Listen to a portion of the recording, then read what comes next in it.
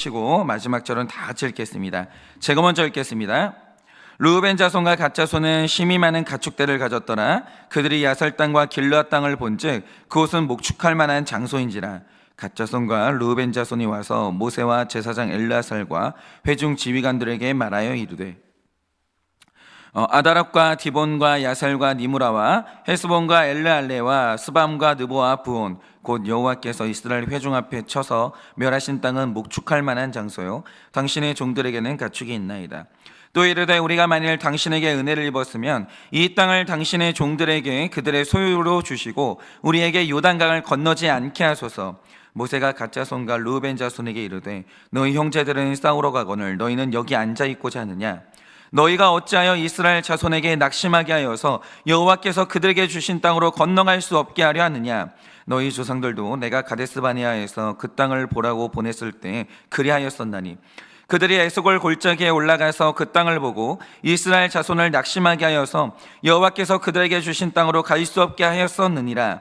그때 여호와께서 진노하사 맹세하여 이르시되 애굽에서 나온 자들이 20세 이상으로는 한 사람도 내가 아브라함과 이삭과 야곱에게 맹세한 땅을 결코 보지 못하리니 이는 그들이 나를 온전히 따르지 아니하였음이니라. 그러나 그나스 사람 여분네 아들 갈렙과 눈의 아들 여호수아는 여호와를 온전히 따랐느니라 하시고 여호와께서 이스라엘에게 진노하사 그들에게 40년 동안 광야에 방황하게 하셨으므로 여호와의 목전에 악을 행한 그 세대가 마침내는 다 끊어졌느니라. 보라, 너희는 너희의 조상의 대를 이어 일어난 죄인의 무리로서 이스라엘을 향하신 여호와의 노를 더욱 심하게 하는도다. 다 같이 읽겠습니다. 너희가 만일 돌이켜 여호와를 떠나면 여호와께서 다시 이 백성을 광야에 버리시리니 그리하면 너희가 이 모든 백성을 멸망시키리라. 아멘. 기도하겠습니다. 주님, 오늘도 우리는 일어나 이 구원의 길을 힘차게 걷고 싶습니다. 그러나 나의 구원의 길을 방해하는 수많은 방해가 있습니다. 오늘도 지금 이 설교를 듣고 이 아침에 예배를 드리고 있는 우리 많은 성도님들 가운데 내가 가야만 하는 이 거룩의 길에서 낙심하여 일어날 힘이 없는 우리 성도님들이 있을 것입니다. 하나님, 어찌하면 이 낙심에서 일어날 수 있겠습니까? 어찌하면 이 모든 방해를 뚫고 우리는 약속의 땅을 들어갈 수 있겠습니까? 주님, 오늘도 이 아침에 우리에게 말씀을 허락하여 주사 그 길을 알려주시고 낙심의 자리에서 떨쳐 일어나는 이 아침이 될 수 있도록 주님이 은혜를 허락하여 주시옵소서. 주님, 말씀하여 주시옵소서. 듣겠습니다. 예수님의 이름으로 기도드립니다. 아멘. 네, 제가 한 20대 후반쯤으로 기억하는데요. 그때 제가 한창 제 내면의 문제 하나로 굉장히 고민하고 있었습니다. 그런데 그 문제가 바로 이제 게으름의 문제였어요. 그러니까 이런 거죠. 저는 이제 목회자로 부름을 받았는데 누가 뭐라고 해도 목회자는 무조건 설교는 해야 되거든요.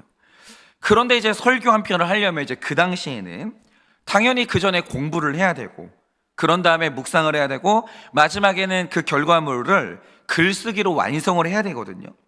그런데 문제는 저의 기질 자체가 이제 꼼꼼한 편이 아니고 학자의 기질이 없기 때문에 제가 이제 어떤 설교 한 편을 완성하려고 하면 거기에 반드시 오류가 있게 되어 있습니다. 이게 뭔가 조악한 거죠.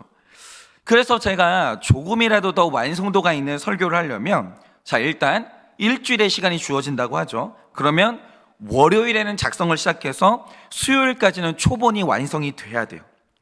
그리고 이제 남은 시간은 작성한 원고를 최소한 2번은 검토를 해야 그래도 주일날은 이제 정상적인 설교를 하게 되는 거죠. 20대 때는 이제 그 정도 실력밖에는 안 됐던 것 같습니다. 그런데 이제 다른 사역자들과 마찬가지로 저도 제 인생에 있어서 설교가 가장 이제 우선순위에 높은 곳에 있고 좋은 설교에 대한 설교의 기준이 높기 때문에 부지런히 설교 준비를 하고 싶다. 일주일 내내 설교 준비를 충분히 하고 싶다. 이런 마음의 소원이 있었어요. 그런데 문제가 뭐냐? 마음의 부담감과 의지는 하늘을 찌르는데 몸이 움직이질 않는 거예요. 너무 이상해요. 몸이 안 움직이는 거예요. 그래서 이제 월요일이 되면 오전까지만 쉬고 점심에는 점심 먹은 후에는 책상에 앉아야지 이 결심을 해요. 그리고 이제 오전에 점심 먹고 이제 아침을 먹고 하염없이 누워있다 보면 시간이 진짜 빨리 갑니다. 후훅 지나가는데 정신 차려보면 어두컴컴해져 있는 거예요. 그런데 그러면 또 저녁 먹어야 되잖아요. 근데 이제 저녁을 딱 먹어요. 먹고 나면 무조건 봐야 되는 프로그램이 하나 있는 거예요. 그래서 이것까지 보고 다 하고 나면 자야 되는 시간이 그렇게 빨리 와요. 그럼 이제 월요일은 단념을 하는 겁니다. 그래, 화요일부터 준비해도 늦지 않아. 결코 늦지 않아. 내가 내일 아침에 일어나면 일어나자마자 책상에 앉는다. 반드시 그렇게 한다. 이렇게 스스로 위로하고 설득한 다음에 잠을 잡니다. 그리고 다음날 일어나서 화요일이 되면 어제 월요일날 일어났던 일이 똑같이 반복이 돼요. 근데 문제는 정상적인 설교를 하려면 수요일에는 원고의 초본이 나와야 되는데 금요일까지 그렇게 되는 거예요. 쭉 가요. 금요일까지. 금요일까지는 설교 준비를 시작도 못하게 됩니다. 그러면 그 시간 동안 제 속은 편하냐? 그게 아니라 내가 왜 이러지? 움직여야 되는데 시작해야 되는데 정말 초조하고 마음의 자책이 일어나면서 스트레스가 점점 커져요. 이상한 게 뭐냐? 그래도 몸이 안 움직여요. 그러다가 결국 책상에 앉는 때가 언제냐?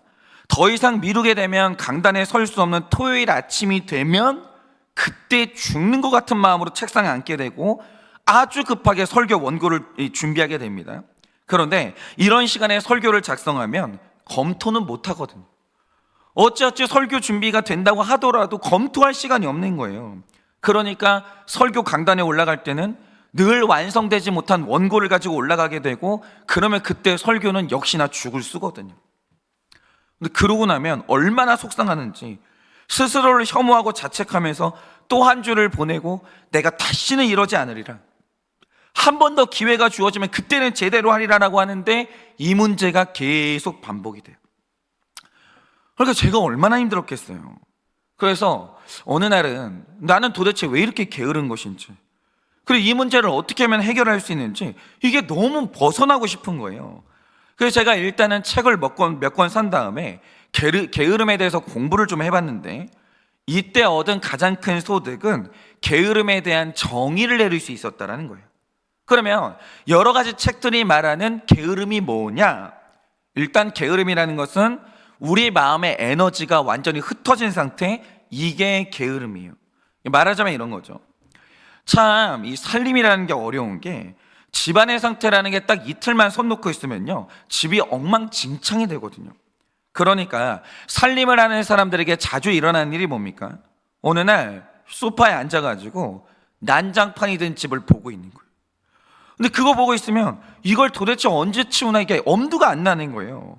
청소를 시작할 엄두도 안 나는 거죠. 그러니까 이런 집안 상태를요 소파에 앉아가지고 하염없이 바라보면서 회피하는 시간을 가집니다. 그런데 드디어 이 모든 회피를 끝내고 청소를 하려고 에잇 하고 일어나는 순간이 있는데 이게 가능하려면 청소를 하고 싶은 욕구가 올라와야 돼요. 기다리면서. 그리고 음식물 쓰레기 냄새가 내 마음을 괴롭히는 스트레스가 적당히 쌓여야 되고 누군가가 놀러 왔을 때 망신을 당하겠구나, 이 걱정이 계속 올라와야 돼요. 여튼 청소를 해야 되는 이 동기와 마음의 에너지가 차곡차곡 쌓여야 돼요.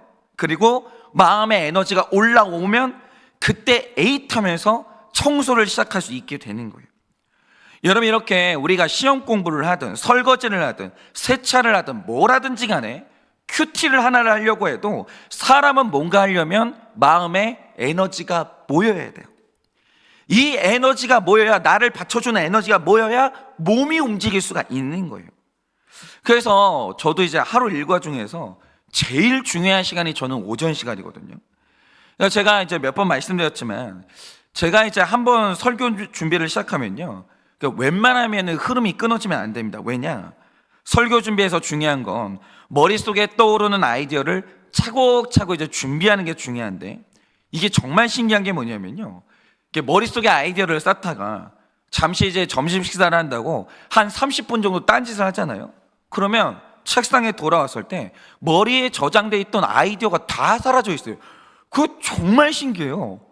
뭐가 조각이 없어지고 아이디어가 사라져 있는 거예요. 그런데 사라진 아이디어를 다시 생각해 보려고 애를 쓰잖아요. 안 떠올라요.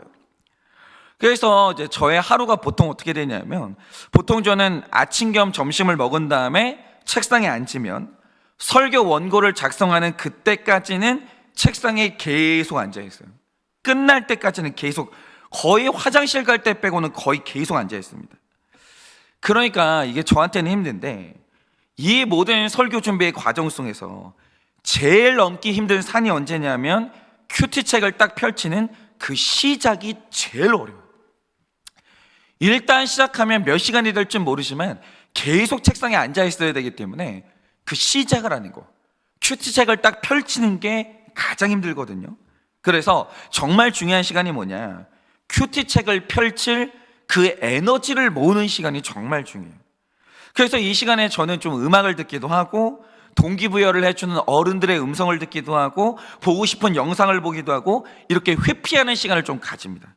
근데 그러다 보면요, 에너지가 슬슬 올라와요. 그러면 바로 그 타이밍에 큐티책을 딱 펼친 다음에 주르륵 설교 준비를 하는 거예요.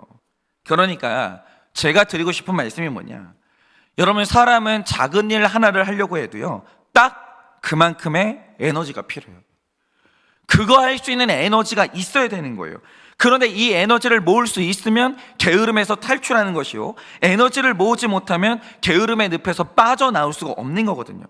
그런데 이 문제에 있어서 정말 중요한 게 나의 의지와 노력은 정말 중요합니다. 그런데 그렇지만 내 주변의 환경도요, 못지않게 중요해요. 예를 들어서 제가 지금도 잊지 못하는 순간이 있는데요, 제가 이제 하늘교회 오기 전에 그 지난 교회에서 인생 처음이자 마지막이 될지는 모르겠는데 어쨌든 제가 이제 처음으로 태국의 아울리치를 다녀온 적이 있었습니다.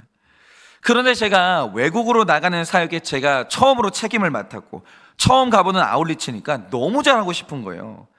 그래서 저희가 이제 태국 사역을 앞두고 K-팝 공연 준비도 하고 사물놀이 준비도 하고 한국 음식도 준비하고 이렇게 여러 가지 준비를 하고 딱 태국에 이제 갔는데 현장에 가서 사역을 하려고 하니까 이때 중요한 건 모든 팀원이 마음을 모아야 돼요.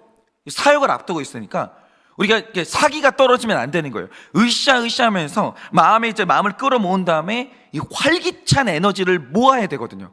이게 모이면 사역을 시작할 수가 있는 거예요. 그런데 첫날 사역을 하려고 하는데 그때 일어났던 일이 뭐냐, 예정날 저녁에 오랜 시간 준비했던 사물놀이 공연을 해야 되는데 저랑 같이 갔던 이제 학생 한 명이 외국에 와서 탈이 났는지 공연을 하기 불과 몇 시간 전에 몸이 안 좋아서 못 하겠다는 거예요. 그런데 그때 이제 각자 맡은 악기가 있었기 때문에 사물놀이는요, 악기 하나가 비면 소리가 너무 이상해지거든요. 그러니까 같이 모이면 막 흥겨운 이제 소리가 되는데 하나가 비잖아요. 그냥 뭐 딱딱 이제 두들기는 소리가 되는 거예요. 그래서 이제 사물놀이를 못할 수 있는 상황이 왔는데 이상한 게 뭐냐면 갑자기 예상하지 못한데 한 명이 저 못하겠어요 이 소리를 하는 순간 맥이 탁 풀리면서 아무것도 안 하고 싶은 거예요. 그냥 첫날 스케줄은 하지 말까?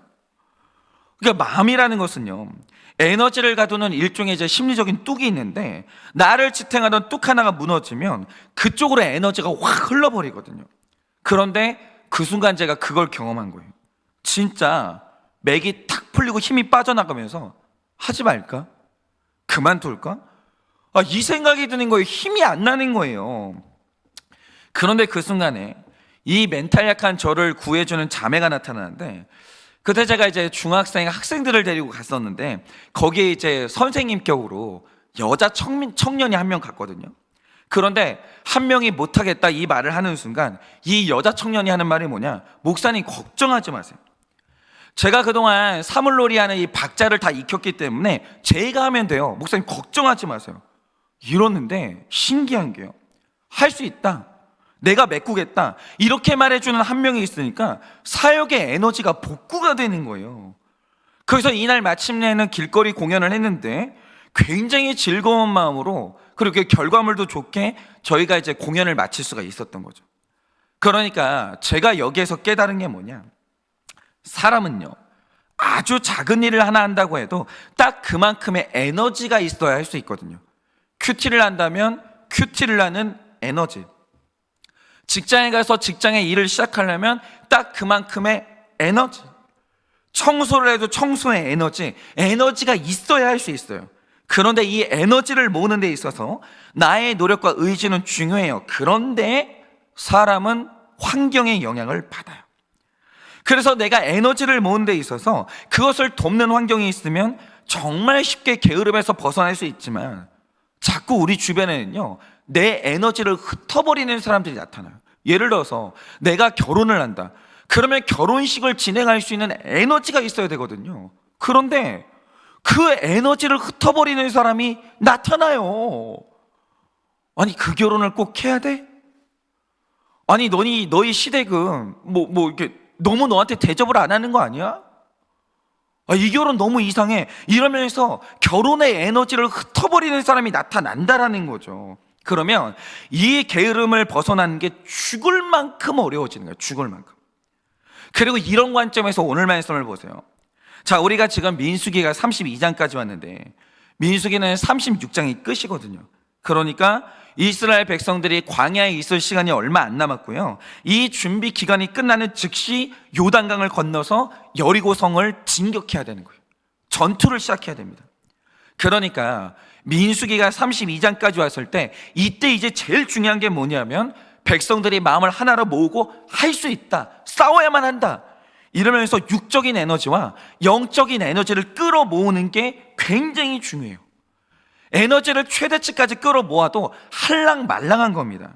그런데 이렇게 중요한 때 바로 이때 일어난 일이 뭡니까?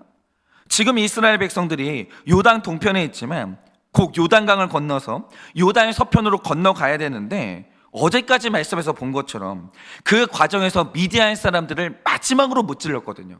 그게 요단 동편에서 있었던 마지막 사역이었습니다. 원수를 갚는 것.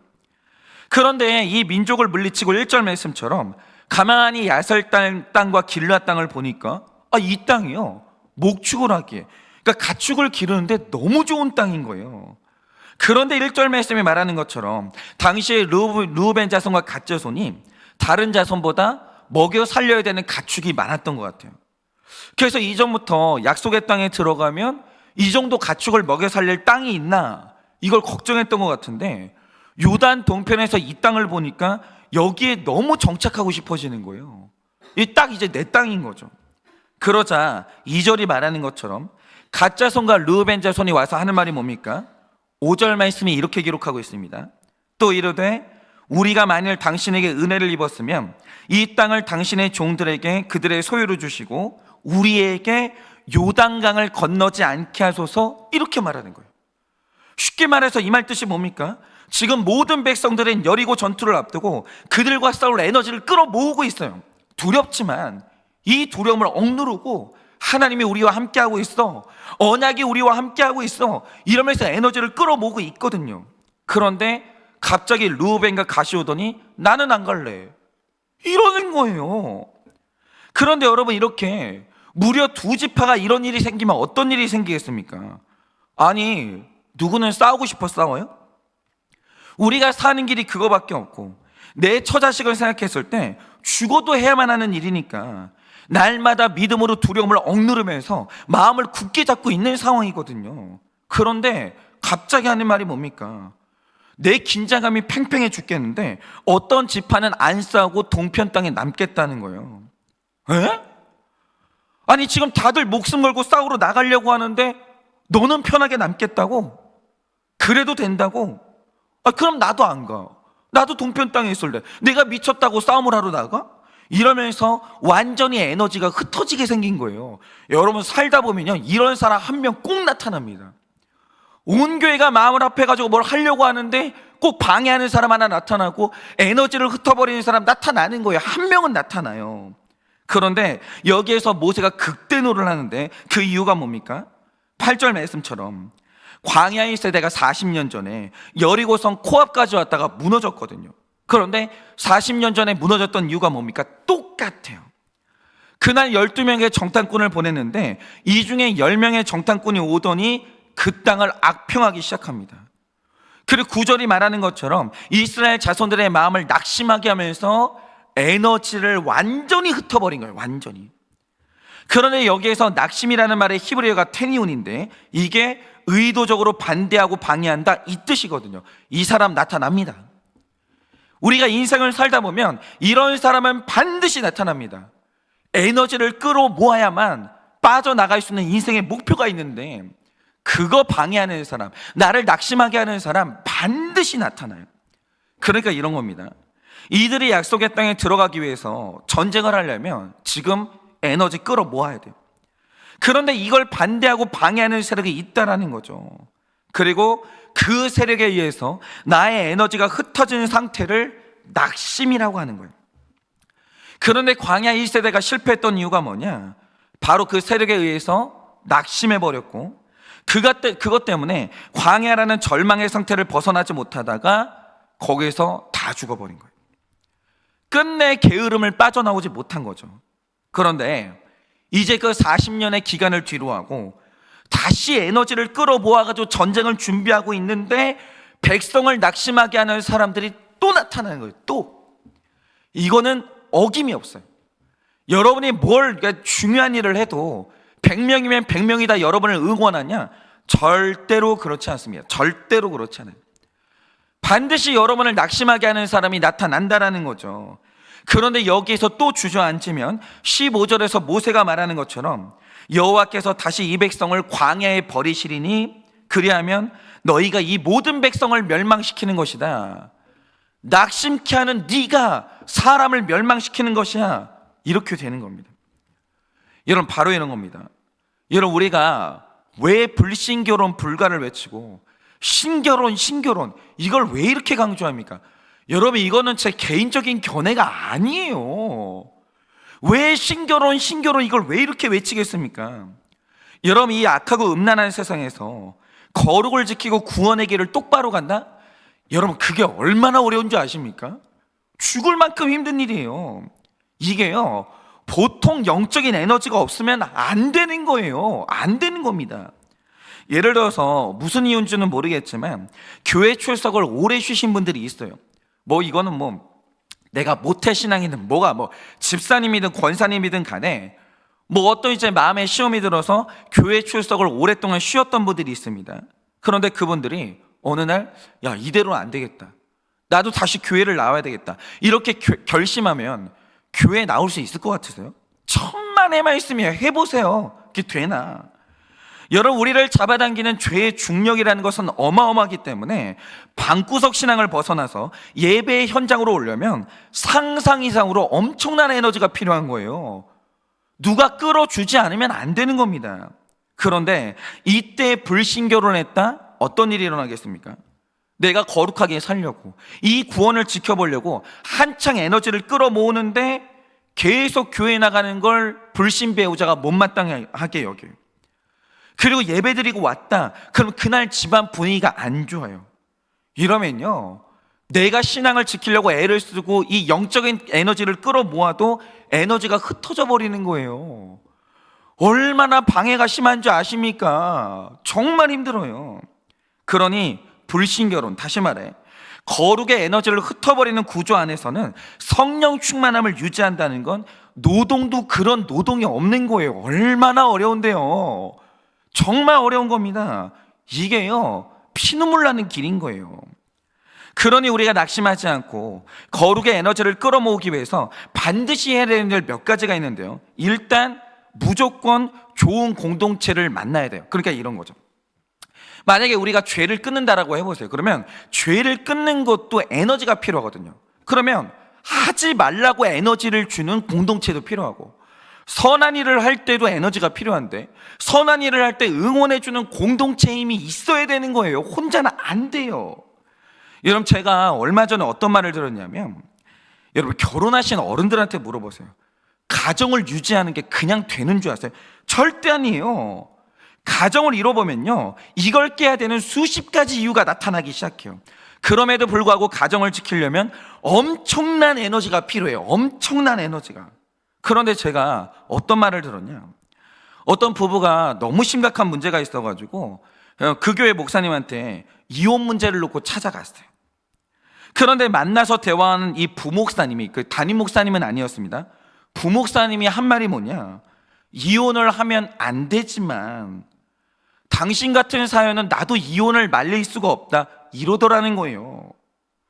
여러분, 만약에 여러분이 가정을 지켜야 되나 말아야 되냐 이 문제를 놓고 고민하고 있는데 이렇게 말하는 목회자가 있으면 당장 그 교회에서 도망가세요. 당장. 여러분, 가정 지키는 거 누구나 다 어려워요. 나를 응원해주고 나를 지탱해주는 영적인 힘, 나를 응원해주는 공동체가 없으면 누구나 힘들어요. 가정이 얼마나 쉽게 깨지는지 아십니까? 그런데 교회를 왔더니 목회자마저 그 에너지를 안 준다? 내 에너지를 흩어버린다? 내가 이혼을 고민하는데 내 이혼의 고민을 지지해준다? 당장 그 목사님한테 도망가죠. 당장에 그 교회에서 도망가세요. 여러분, 위기의 순간에 가정을 지킨다는 건 모든 공동체가 힘을 모아서 거룩의 에너지를 불어 넣어줘도 될까 말까인데, 정작 그 목회자한테 에너지가 없으면요, 거기에는 있으면 안 되는 거예요. 여러분, 이혼해야 되는 이유가 10개가 넘어도 가정을 지켜야 된다고 말해주는 이 공동체, 그럴 수 있는 사랑과 말씀의 힘을 주는 공동체, 그런 공동체로 가야 되는 거예요. 그리고 다음으로 반드시 해야 되는 게, 여러분, 큐티 하셔야 돼요. 큐티 하셔야 돼요.